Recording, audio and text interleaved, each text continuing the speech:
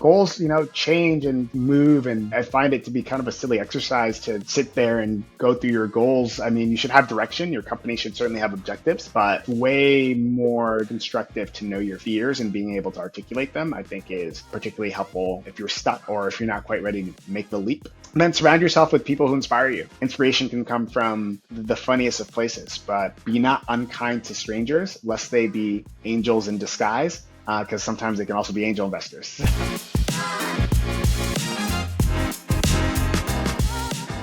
Welcome to the Entrepreneur Tell-All podcast, where aspiring entrepreneurs come to hear the stories of those that have come before them.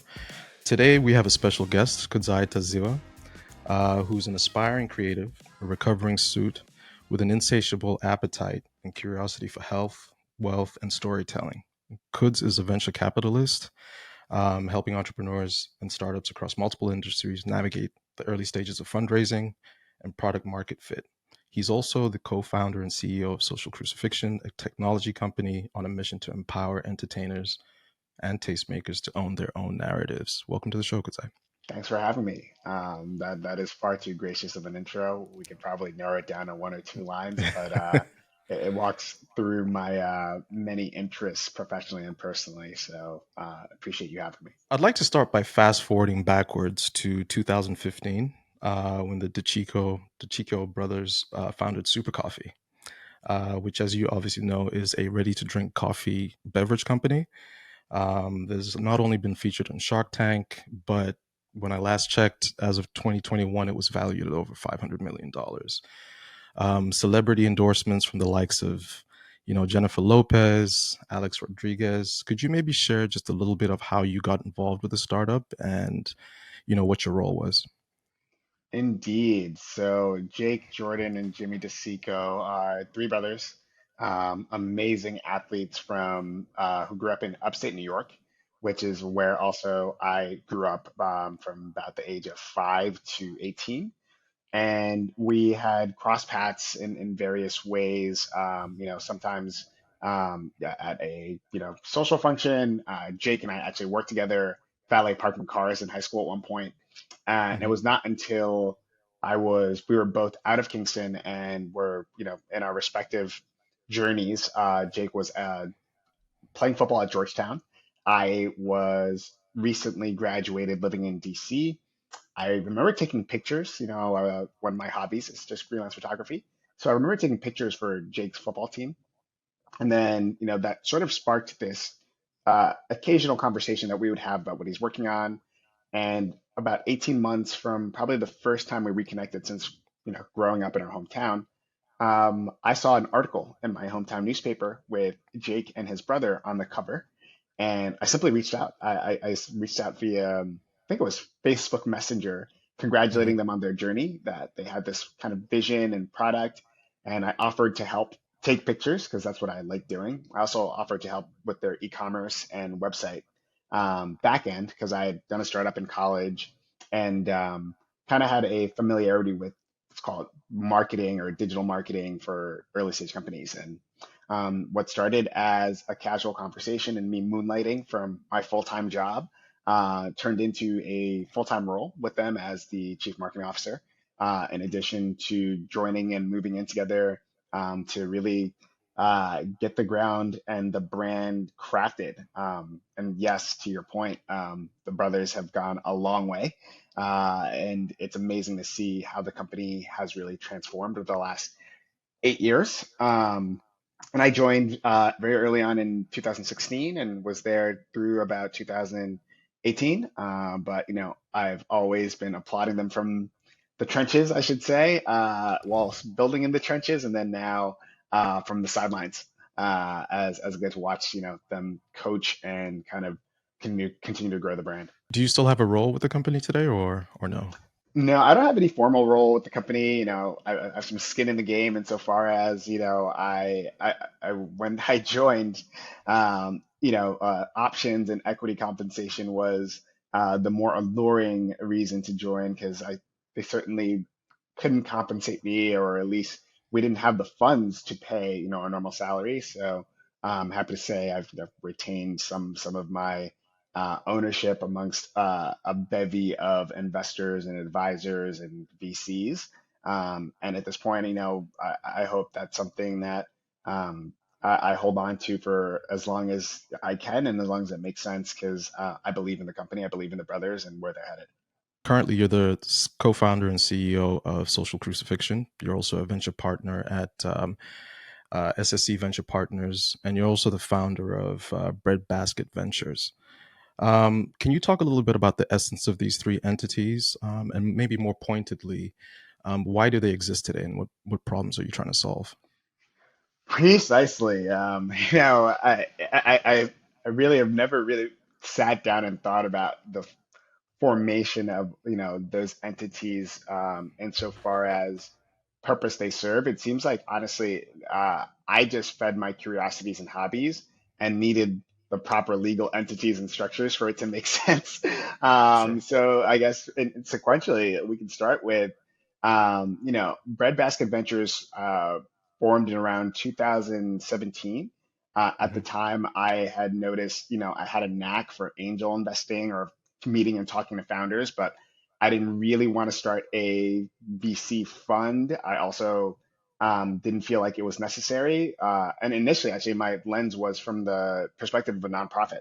I Okay. just wanted to advise and help founders. And occasionally, maybe, if I wrote a check, it'd be as like an angel investor.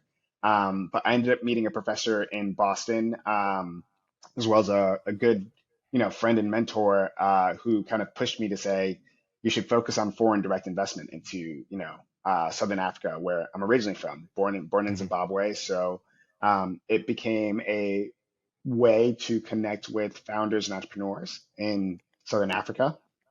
And then around the same time, I was asked to join SSC Venture Partners, which is a small VC firm that a bunch of my classmates from my alma mater run, and we're focused specifically on Boston-based and Boston College-based entrepreneurs. And Hmm. so, as a venture partner, I'm not necessarily running through a bunch of term sheets and doing the typical VC work. I get to focus and talk to founders and for a long time, I thought both those roles between SSC and Breadbasket Ventures would satiate my own energies and desire to be in the ecosystem of entrepreneurs.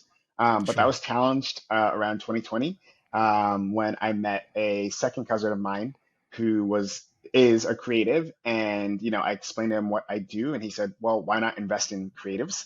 And together we started um, Social Crucifixion or SCX, and we invest, advise, and try to help creatives, which is a very broad category or broad, description. But we try to help creatives as they navigate what we call the digital frontier. Okay. So, as we explore things like NFTs, Web 3.0, crypto, AI, and then where and what role that plays into, let's call it the creator economy. We Hmm. try to be at the crux of that by helping independent creatives or folks that might have a story to tell artistically navigate how do you leverage all these new tools. Which, if I really think about, all of these journeys and all of these roles that I hold, it really comes down to storytelling and finding different Sure. ways to monetize people's stories. Sometimes it's through your art, other times it's through the company you're building, and it's one and the same. There's a joke I like to say that like being a VC and being like an A&R in music aren't that different. So Hmm. um, yeah, that's kind of how I spend my time in my days. I'd say 80% of my time is spent on social crucifixion, largely because Okay. we're a relatively new company and we're still kind of navigating product market fit. Okay. But investing is like as a hobby for and almost like going to the gym for me. So that's what SSC and Breadbasket Ventures kind of allow me to do. If we were to pretend that these three different lanes that you're in are your children, which one would be your favorite? I'm one of three, and I would say all three children in my family are so different and so unique, but we all play a role in our parents' lives, an essential one. So picking a favorite is a little tough, but Sure. there might be one who um, is the most demanding, and that's probably my toddler, right? That's a social crucifixion is relatively early. I mean, we only just incorporated in October of 2022, so um, that's definitely the child or the projects that demands the most attention is also really the only one that I would say um, requires still some additional formulation in terms of um, truly finding product market fit. SSC is, it's a venture fund. My commitment's relatively light as a venture partner. Hmm. And then Breadbasket Ventures, because again, we just really, it's an entity facilitating foreign direct investment and investment. Um, our thesis is also pretty clear there, but both of those have been around long enough where I don't think they need me as a parent. They can hopefully thrive without me. Whereas social crucifixion at this point requires a lot of hand holding and training and feeding. And it's a great analogy. It's a great question. So yeah, definitely that. Not my favorite, but the one that needs the most the most attention. In thinking about the future, what would you say is the single most important thing that's going to define what social crucifixion is going to look like? Whew, it's a good question. I would say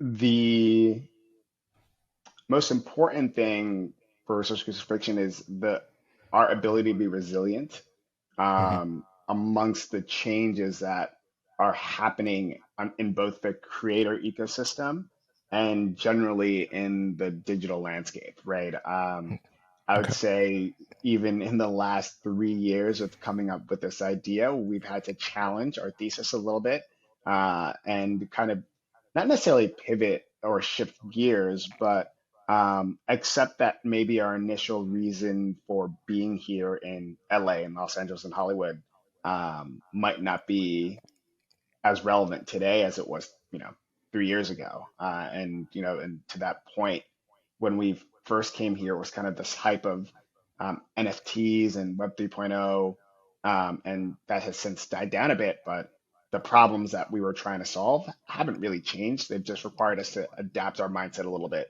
to say, oh, this is still all very relevant, but maybe not as much hype. So I think that's any entrepreneurial journey. There's like periods of like that trough of disillusionment. Hmm. And we just have to make sure we survive that because it's not only stuff on the professional front, but we're a small, nimble team, and everyone's gone through. I can recount at least one personal obstacle in the last 12 months that has either made us question are we doing the right thing or slowed down the vision that we have and the pace we want to kind of move. So resilience. Interesting. Okay. And that particular obstacle that you just described, what are you folks currently doing to, I guess, to hurdle yourselves over that obstacle? Yeah. Um, this journey is a lot like a race, right? I would say sorry, one of the folks I listen to quite frequently is Naval Ravikant, co-founder of AngelList and very prolific angel investor in general, and talks about games, life as a series of games, finite and infinite games. And so, if I consider this entrepreneurial journey a race to that point, it's really more of a marathon than a sprint.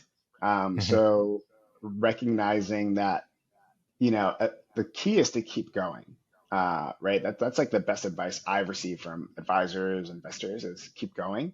And so when faced with an obstacle, because in this season we're not necessarily sprinting, Hmm. it's kind of slowing down and taking a look at, okay, what's the best way to go through this? Is it over and around it? Is this an obstacle that we can remove once, and we're not going to have these hurdles anymore? Or are we starting to thematically look at, what are some of the reasons that we keep on getting slowed down or facing certain obstacles? And, when you can catch your breath a little bit and kind of zoom out and say, oh, every business has obstacles, they're going to change, Sure. right? Then you also realize you don't have to sprint through the hurdles. You can kind of be strategic, you can slow down, You just have to keep going, and kind of hopefully have the wisdom and the insights and the self-awareness also to look at, if you see repeated obstacles, there might be something wrong with either the business or the way you're looking at things. Hmm. But one of my favorite books is by Ryan Holiday. It's called The Obstacle is the Way. And it kind of talks through how most obstacles within them there are opportunities, and it's the journey of figuring out how to go get over those problems, that's kind of fulfilling and rewarding. So I think the business will always have obstacles. I don't know if there's one even I'm alluding to in the story that we've been on, but everyone on the team has kind of faced something that's required pushing through, right? And that can be personal or professional. Yeah, so most obstacles I actually kind of welcome, and I just hope I'm in a state to receive them and to creatively think about getting through them. Yeah, no, that's great. And that's a nice segue into my next question, right? So when we think about entrepreneurs, there's an element of agility that's required, right? The ability to pivot and change course as needed. So within the context of the various ventures that you're involved in, what would your personal definition of what an entrepreneur is look like? Yeah. Well, since moving out here to Los Angeles, I find that every professional creative is an entrepreneur, right? So be it a musician, a writer, um, anyone who, you know, is trying to make a living based off a creative endeavor. Hmm. So basically, any artist is an entrepreneur. Now, in today's context, when you think about, um, also you have athletes and all these folks with an audience, right, on like social media platforms. In many Hmm. ways, everyone's somewhat of a content creator and also has an audience.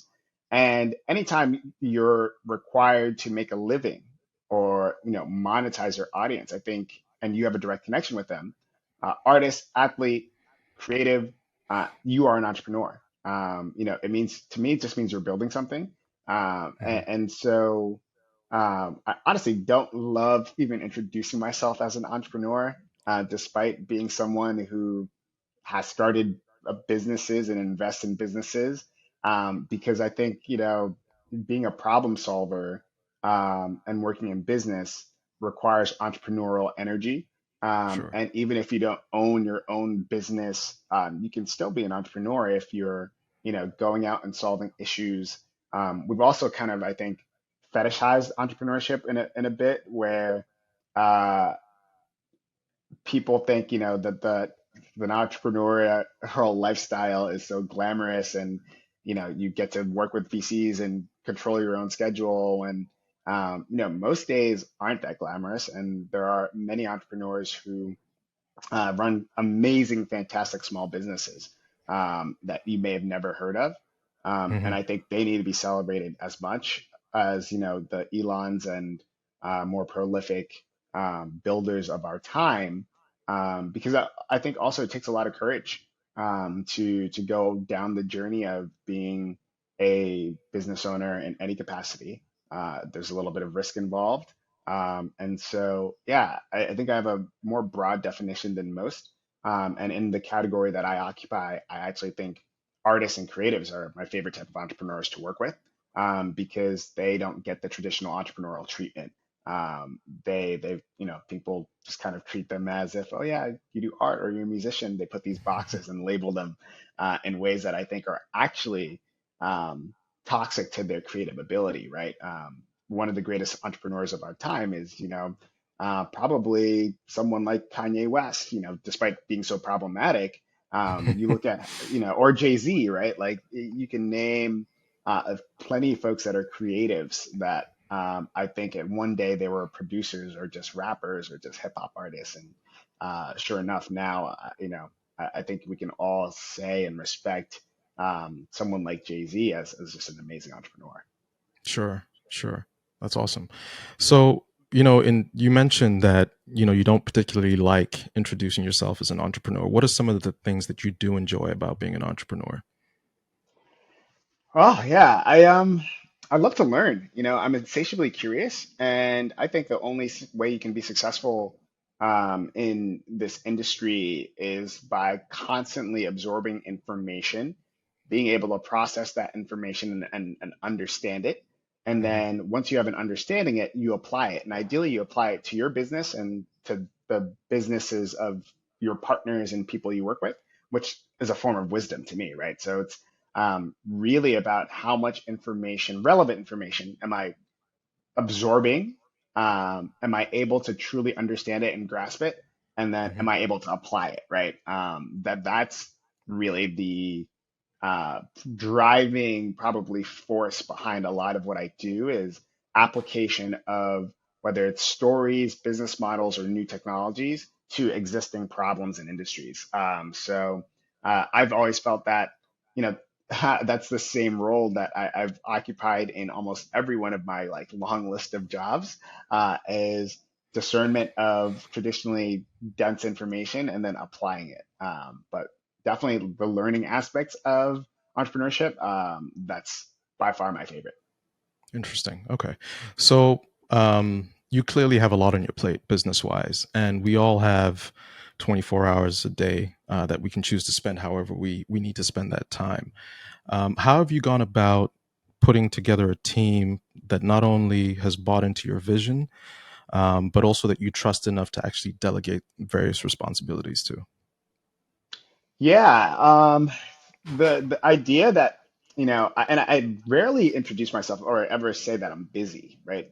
Because if I'm busy, that's just either poor time management on my part, or I need to reprioritize things happening in my life so that everything gets its adequate attention. No Hmm. one has forced me to do any of the three, professional responsibilities that I hold. They are all choices I've made at this juncture in my career because I don't have an extensive family. It's really just in addition to my business partners, my life partner and I on this journey. And then my family kind of expects this for me in terms of like my mom, my dad, and my siblings. So Hmm. I find that I actually have a lot more time than most people. I can't imagine what this is going to be like eventually with, hopefully if I'm blessed and lucky enough with kids. And I feel like to your earlier question and point, once I have, children, I will have way less time. Um, Sure. and so I structure my days and my life optimized for my energy levels, right? And so I know that between um, around 10 p.m. and 2:30 a.m., I am undistracted, pretty Hmm. creative, and have enough energy. So Okay. I do a lot of work then. And then during the day, I'm kind of on the what's called the manager schedule. There's a great essay by Paul Graham, the managers versus maker schedule. Hmm. So I'm on a manager schedule during the day. And what that means, I just surround myself with people that um, match my energy and also are punctual and also have a skill set or a level of mastery around something that I don't. So everyone we work with I think has could be their own, and that's truly my hope. It could be their own and CEO or co-founder in some capacity because they have such domain expertise in something that I lack. So for me, it's really around making sure we have aligned vision and making sure our mission is big enough that when you're in the trenches, everyone still wants to be building. So it's a little bit of push and pull. Hmm. Most of the time, I have to do very little to um, push the team. Everyone's pretty self motivated and very responsible and cares for artists and creatives insofar as the Social Crucifixion team. Um, and then the pull is kind of reminding the team why we do this. And a lot of that is sharing some of the wins and the stories for like how we're able to support a creative and being very just honest and real with anecdotal stories for times where we've helped. So I'm still learning. I don't think I'm the best manager of people, but I operate with a lot of energy and I try to move with a lot of integrity as well, because the people that are building this team and this company need to have, I think ambition, integrity, and energy to be able to spread that to anyone we work with. Yeah, no, that sounds like it sounds like you have a lot of processes and maybe systems in place to help prevent burnout. Because you know, you think about just all the things that we're contending with, our businesses, you know, family commitments, and mental health becomes a huge thing, right? Like, how do you prevent yourself from burning out and all these types of things? My next question is, what's your favorite productivity hack? Oh man, sleep. Sure. You know, sleep or listening to podcasts at like 2x. That's, I need on average around 7 hours of sleep to Okay. be the most productive for myself, right? But I'll say my productivity hacks are actually around health hacks. So to that point, there's I do this system called dose. I forgot, and someone forgive me on the internet who I'm stealing this from, but DOSE, dopamine, oxytocin, serotonin, endorphins, right? Hmm. I try to make sure all four of those hormones are like in check, like on a honestly daily basis. So I do things like I eat a square of dark chocolate if I feel or even think my dopamine levels are low. Oxytocin, Interesting. it's about how many hugs am I getting. So I can't be behind my desk all day. I need to actually be out and be around people. So I try to make sure I get at least 5 hugs a day to keep my oxytocin levels. Serotonin, that's a function of like sleep and sunlight. You can listen to Andrew Huberman, uh, like the guru on all things neuroscience, on kind of like all of this. And then our Hmm. endorphins is just making sure I work out, right? So I find that if those four like hormones are in check or I'm doing activities that align, my work is a lot better. I can enter conversations with energy. Um, and it's funny, you would think as someone who worked, for and with a coffee company that like I need coffee. But typically I actually find I'm in a bad mental state or not rested. If I'm finding myself like needing caffeine to get through the day. I Mm, need to be well rested, have sleep, and make sure those four, um, hormones are checked off. Otherwise, I health as well. If you don't have absolutely. that, everything else becomes like not worth it. And so I was obsessed for a while with the whole 4 hour work week, hustle culture, work ethos, but that's not sustainable. I would say burnout is dangerous, and so I just make sure my health is in a great state and place, and then I'm able to be way more efficient and productive otherwise. No, that makes complete sense. So, a Roman philosopher named Seneca once said that luck is when preparation meets opportunity. Um, what would you attribute your success to date? Um, what would you attribute that? Would it be more serendipitous, or is it more hard work that got you to where you are today? Um, Serendipity plays a role in all our lives, a massive role. And I don't know, I could say mine more than others, although one could argue I've been like lucky and very fortunate a whole lot. I was thinking about this the other day as I went to like my little local bodega and gas station here. I see these people who play the lotto.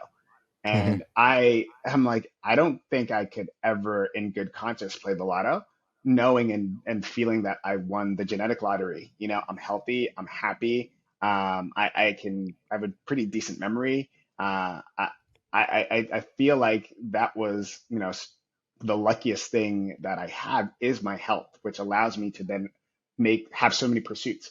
I would also say my parents, right? I was lucky to be born into a family with two loving parents who not only care and support, although they often question my professional decisions and choices, Hmm. but I was fortunate enough to have two loving parents and that extended family, their parents and their brothers and sisters. I would say I've been quite lucky and quite fortunate, in ways that many folks don't have the same advantages and privileges. Sure. That said, I am also a firm believer in hard work.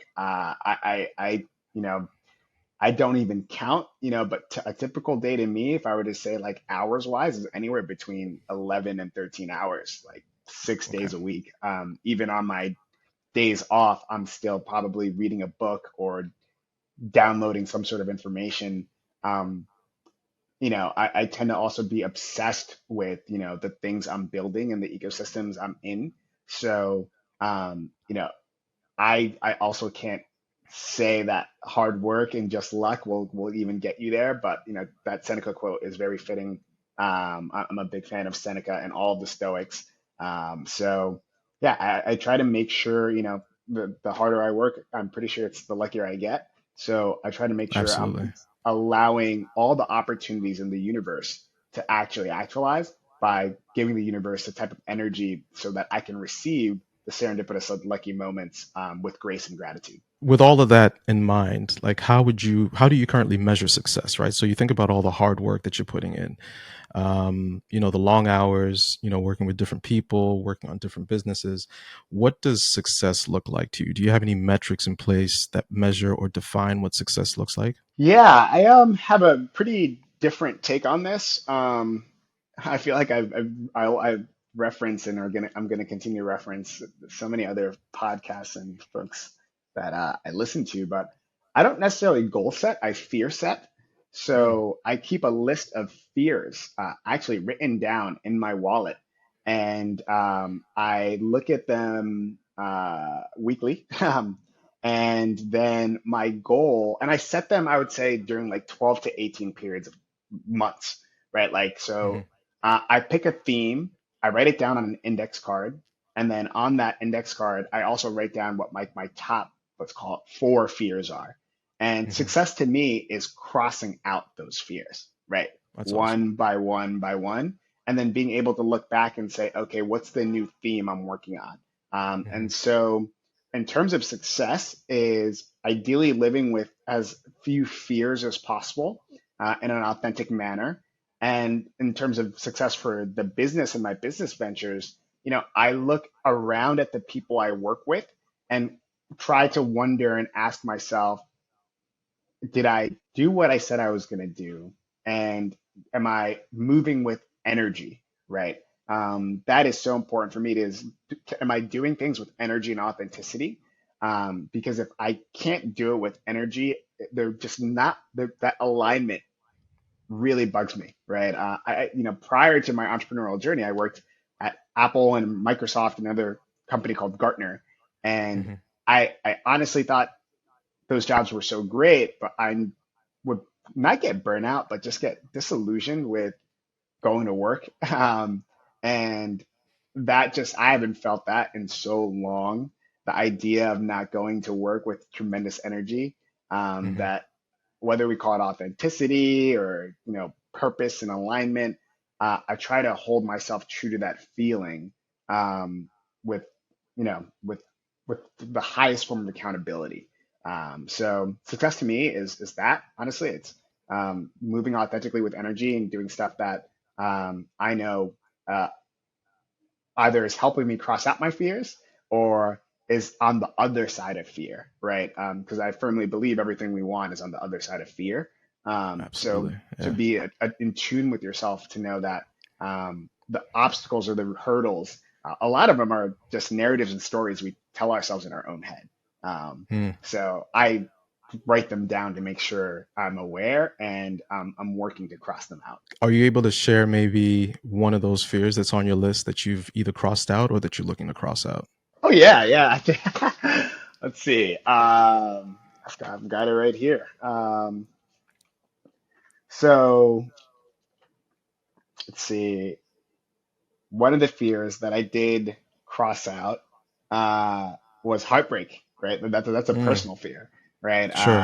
I'm in a amazing relationship, and it's probably the first time in a very long time I've actually allowed myself to um, fully enter a partnership with someone and open myself up to heartbreak. Right, and I Mm. remember I recently crossed it out because I said, "Oh, it's worth it." Right. If I'm the fear is not that I might not get my heart broken because there's no rig on it yet, so who knows? And but it's worth it, right? Like it's definitely a monumental step for me personally to acknowledge that this person in heartbreak might be worth it. Um, So another fear that's on there, funny enough, is cognitive decline, right? Mm, And so I'm 31. I shouldn't be experiencing any sort of cognitive decline, but I think my recent obsession with neuroscience and trying to make sure that my mind operates at the highest level comes out of that fear that, I might miss a beat or slow down or might not be able to retain or learn information with the same tenacity that I've been able to in my 20s. So I've recently just been way more cognizant of the things that could either lead to cognitive decline in the short term or the long term. mhm. And so making sure that, again, my health stays to a point where I remember things and I can operate fully. That's something haven't crossed out that fear yet, but working on it. What are some of the things that you're doing to work on that? Does that maybe involve things like just constantly reading and keeping your mind active? What are some specifics of things that you're currently doing to stay sharp mentally? Yeah, it's a great question. Apart from like the physical, sleep, water, workout, I won't call these productivity hacks, but these are maybe my hacks for staying abreast information. Hmm. I love newsletters, right? So newsletters, well-written newsletters. I have like my morning routine where I try to can download my newsletters and they're like reading the newspaper for me, right? It's on very specific markets. I read up on things happening in crypto, things happening on a global macroeconomic lens, and then things happening in the creator economy. I also kind of have curated lists on Twitter from what I consider to be like really intelligent people, Hmm. and or at least really informed people, I should say. We're all intelligent, but really informed people, and look at that and kind of go through that whole process. And then this kind of started in the pandemic. I also read and listen to quite a few podcasts. But one thing I started during the pandemic was when I learn a piece of information, making sure I can reiterate it. And the Hmm. best format for that started, Clubhouse, which was like an audio platform, but then Twitter Spaces. So I do spend a fair amount of time on Twitter Spaces, usually trying to condense something I learned that day. So I use it as like a fail-safe free environment to get comfortable talking to strangers and people in a room. And so after like my newsletters or after a podcast, I'll look to see if I can join a Twitter space and kind of share and apply something that I've learned to that space like that day. And so I think teaching also allows like you to get a sense of mastery. So I try to Hmm. teach back to someone, whether digitally or even in real life, whenever I condense a new piece of information. We've talked about hard work, we've talked about fears. Um, with a lot of entrepreneurs, at least budding entrepreneurs, we find that fear of failure, rather, is one of the biggest impediments to people actually getting started with their entrepreneurial journeys. To date, what would you say has been your biggest failure, and how did you rise above that? When I left Super Coffee, I don't think I was in the best state mentally. And I think a lot of my relationships suffered as a result, right? I was insecure. I wasn't really sure what was next. At the time, the company was doing okay, but there was no certainly guarantee of success. And in my head, I thought maybe I wasted a year and a half of my life and I shouldn't have quit my job. And, I was just in a place of insecurity. And I think that had a tremendous impact on a few professional relationships, but also even some personal ones. Hmm. And I think my inability to separate my identity as a human being from my work and entrepreneurial endeavors was a major failure for my 20s. And that's something I still work on. I have to give a lot of credit to not only the people around me in terms of my personal life, but seeking some professional help from a therapist who helped me really um, separate again my professional identity from who I am personally. Because in the end, I think we're just people, and I would always hope that who we are as people outshines whatever mark we think we're leaving on the world professionally. Hmm. And on my tombstone, I don't know that they'll ever say like, oh yeah, he was a great, you know, business person, or he did great job marketing and growth hacking or raising funds, or he was an amazing investor. I'll be so much happier to read that it says he had great energy and he was curious and man, he was always smiling, right? And so I think I certainly failed in keeping that perspective during my time at least the tail end of my tenure at Super Coffee. I think I lost Hmm. some of my energy and perspective. But at the same time, I know what is failure really? That lesson and that experience has allowed me to be here, right? I don't think I would be in this position had I not gone through and been in the trenches then. So a great question, but I don't know that failure would be more so if I find myself in a similar position, unhappy or not able to smile and move myself with energy. Because of something happening at work, right? It's just work. Yeah. We're lucky. I always say, I had a manager who said this when I still worked at corporate job. He's like, hey, like, we're not doctors here. We're not saving lives. Like, we work in business. It's not that serious. And I've always kept that in mind because I would get so stressful at the end of a quarter, right? Like, oh, we need to forecast and this, and this. And it's like, Hmm. no one's going to die because of my inability to hit my numbers or make this forecast. So again, it's not that well, the Stoics, which you seem to have at least come across Seneca at some point, but Hmm. they have a phrase around mortality, right? Memento mori, remember you will die. So um, I like to always keep myself grounded in the reality that this adventure, this ability to do what we do is a blessing and a gift, one that doesn't have as much as negative implications if we're quote unquote unsuccessful, right? Hmm. Um, that said, I don't think any artist or creative we work with would be too happy if we screw up one of their releases. So uh, Sure. it's all a matter of perspective. But yeah, great question. Thank you for asking.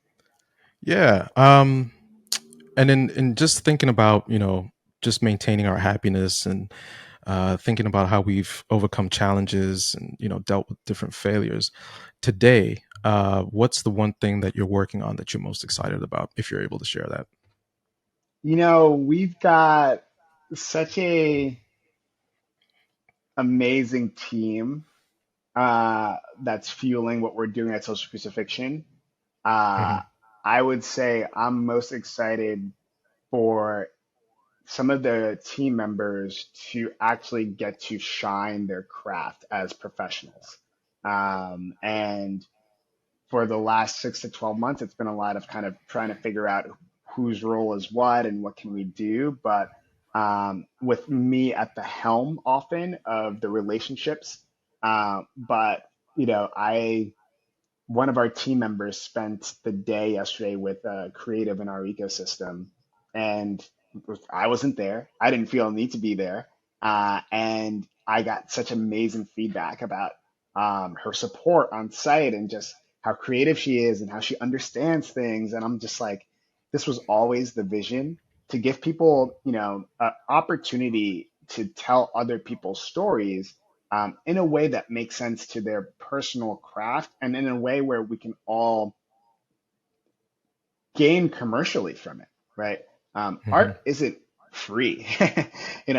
Art is for everybody, but to quote actually an exhibit happening at one of the museums out here in LA by this artist, one of my favorite artists, Keith Haring, is art is for everybody, but art isn't free. Um, we have kind of lost that as consumers. I think we take music, for example, for free. Hmm. We don't necessarily appreciate fashion in its full artistic expression unless it's like, high-end fashion or luxury fashion. But I don't think that has to be the case. And everything our team is working on and working towards. is allowing artists and creatives to, when we say own their narrative, also, Hmm. have more ownership of their art, audience, data, and pathways for monetization. And we're just getting started in terms of who we're working with and how we want to do that. But that's what I'm most excited because most of the best ideas on how to do that aren't even going to come from me. They're going to come from the amazing squad and team that we've been recruiting and building out here. I read an article the other day, and it was highlighting, some of the biggest challenges that entrepreneurs face with their startups. And number six on that list was securing funding. So, Mm. just given your background as a venture capitalist, what are what how would you describe the venture capital ecosystem? So, for example, who is it for, and generally, how does it work? Yeah, often, I introduce myself as an adventure capitalist, right? Like, Hmm. I am not a pure play VC because it's a part-time role for me, right? It's a part-time role for me. There's actually an ongoing joke right now. One of the best performing funds is Founders Fund, and most of the general partners are all part-time VCs. Okay. That's not to say that there aren't and there isn't a need for full-time venture capitalists, but venture is really designed and optimized for high growth companies, right? High growth and startup aren't one the same. Hmm. Oftentimes they're conflated to being one thing, but if you have a high growth company that's in a very specific category and you have a path towards exit in mind, venture capital might make sense for you. Otherwise, a lot of Hmm. businesses don't need VC money and also shouldn't seek it because it might taint their business, right? Very few people talk about the incentives that VCs have because, for the most part, we're not investing our money as VCs. We are investing money that comes from a group of limited partners or LPs who have Hmm. certain expectations and a certain time horizon that they need their funds returned. And so, it's often not understood by the entrepreneur that it's not like the VC is putting their own personal capital, but they have incentives and other responsibilities to a group of investors that they're beholden to. And as a result of that, they might advise you and your company to do certain things that might not make sense to you as a founder. It might not make sense to your business, but will make sense to their key stakeholder, which is their limited partners. So I think, if I could say one thing about the venture ecosystem in terms of the last 5 to 10 years, it's been broken. It's been broken, and that's coming from someone who's got skin in the game. As I'm both an LP, limited partner in the fund I'm a part of at SSC, and a venture partner. But also, we're a small fund. We're not one of these mega funds that raised billions and billions of dollars. But in a past life, I advised a few of these funds, right? And insofar as how they should be thinking about technology. And I'll say that, the exuberant times of the 2000s or the 2020s or late teens into the early 2020s, I think they're behind us. I Hmm. think a lot of VCs are going to struggle. And we're seeing it also in the correction in valuations. We're seeing it in entrepreneurs having to redo their business models and business plans to just stay operational versus that whole high growth era. Hmm. And so I think we're coming to a much needed correction in venture and the VC ecosystem. And I'm actually excited for the types of businesses we're going to see in this post correction because I think they'll just be more resilient businesses. They'll be built on stronger foundations, and ideally, they won't all be venture fueled or venture backed because I think that was venture was a little bit of a toxic asset class for the last 2 3 years. So this correction and the times ahead for entrepreneurs, build good businesses that where someone wants your product, right? Like let's start there, not how much money you raised or how much you need to raise or are going to raise. Build something people love and people want, even if it's just 10 people. That is amazing in and of itself. And I guarantee any entrepreneur out there, if you focus on that, you'll find venture coming to you. I still remember seeing, our first sort of inbound from a pretty reputable VC firm. And I was like, I don't even know what this conversation is going to lead to. That's where social crucifixion, because I was like, we don't have any customers. I was like, thank you for reaching out. I'm glad we're on your radar. But I was like, we have no customers, and we had barely built the product at the time. But a Hmm. VC reached out trying to meet, and I was like, and this was probably at the height of this was 2021, 2022. I think all I had done was updated my LinkedIn that I was working on this, and so yeah, it's interesting. I don't know if you've heard this phrase before, but if you want to raise money, ask for advice. If you want to, get advice, try to raise money. That's the mindset we've approached this with, and we're still kind of bootstrapped. Just a small round of friends and family has fueled what we're doing thus far. Hmm. But I always hope, and my mission is that the number of customers we have is bigger than the number of people on our cap table. I think that's like absolutely essential. So that's the battle that I'm in right now, is making sure we have more customers than names on our cap table. So, in what you've just described, it almost sounds like some of the core tenets that you use to guide you in terms of how you mentor and advise, founders and startups. Are there any other quick core principles or guiding values? Let's call them core tenets that you employ when you work with some of these startups and founders. Yeah, so I think founder market fit is essential. So I try to Hmm. understand why entrepreneur is doing something, and if there's no founder market fit, I think that business is going to struggle. I rarely encourage or support solopreneurs, meaning making sure that you have co-founders or at least a core team around Hmm. you to help sort of build the business and mitigate the risk of anything happening to you. Um, what other sort of essential things would I say to a founder? Around fundraising, I basically just shared my thoughts there is, don't Sure. over index and overemphasize how much you think capital is going to help or solve an issue. Um, Investor updates even before you have investors, right? I think, before asking anyone for money, they need about 3 months of monthly investor updates. Those investor Hmm. updates should just be um, really self-aware analytical breakdowns of the business. And so coaching entrepreneurs to get into the habit of a monthly investor update, even before it's required or they have investors, I think is key, because it's an exercise in mental clarity uh, when you can break down the business, right? Because good writing is just good thinking. So you want to be able to read through an entrepreneur's thinking on paper before you send over a check or get into a conversation around wiring, funds. Yeah, no, that makes sense. All right, great, Kuds. As we get close to wrapping up here, just wanted to see if you have any general advice that you can share with anyone looking to dip their proverbial toe, if you will, into the entrepreneurship waters. Like, what sort of general advice could you just offer someone who's maybe on the fence about starting their own business, but perhaps is held back by a fear, lack of knowledge, and that sort of thing. Well, yeah, I mean, those three things you just said, I think I can sum up into quotes that I abide by. The first being feed your curiosities, right? That's Hmm. I think the most important thing. If you're not curious about it, you're never going to be great at it. I think that's a Naval quote. So feed your curiosities, because there and only there will you get the energy and the insights for you to be able to build something for someone who needs it. The second thing would be, I fundamentally believe there's no perfect time, there's no great time.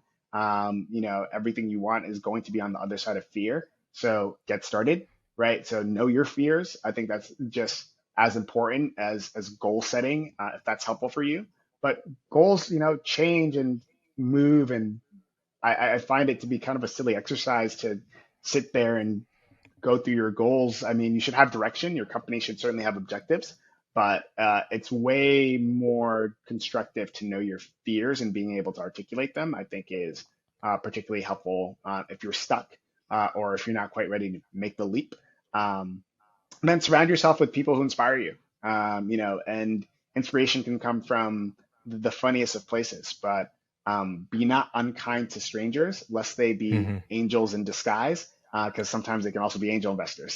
So, yeah, that'd be my feedback for anyone who's looking to dive in into this wonderful world. And they should also know that it's not always, this black and white, you have to quit your job or give it all up. It's like, hey, maybe just start by moonlighting or running the Instagram page for three brothers and their coffee company. And who knows, a few years later, that might be a $700 million company or whatever the valuation is today. But yeah, that all stemmed from feeding my curiosities in photography, B, what these three brothers were up to, and Hmm. that was the catalyst and reason for so much of what we're building today. And so, yeah, to maybe round things out on how we started the conversation with 2015 and the Hmm. DeSico brothers.